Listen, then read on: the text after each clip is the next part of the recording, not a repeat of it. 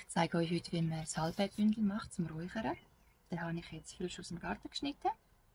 Nehmt ihr eine Schnur, die nicht behandelt ist, kein Kunststoff oder so, weil den wollt ihr ja verbrennen und dann wollen wir nicht Giftstoffe nachher einatmen.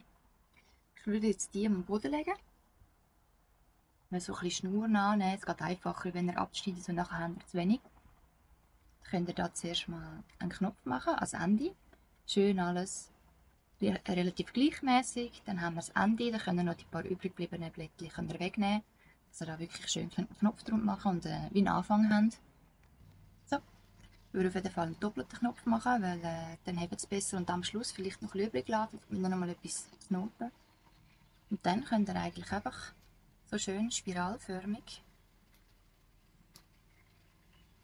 gegen oben oder gegen unten.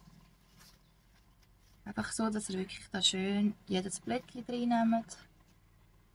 Es muss nicht so gleichmäßig sein, einfach, dass ihr auch relativ satt, dass es nachher nicht auseinandergeht beim Räuchern, weil sonst ist es nachher so mega bröckelig und dann fliegt alles in der Wohnung umeinander. Ich mache mal fertig, dann zeige ich es nochmal.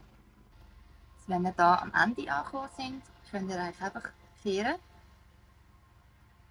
und dann von oben runter nochmal das Gleiche, einfach in die andere Richtung.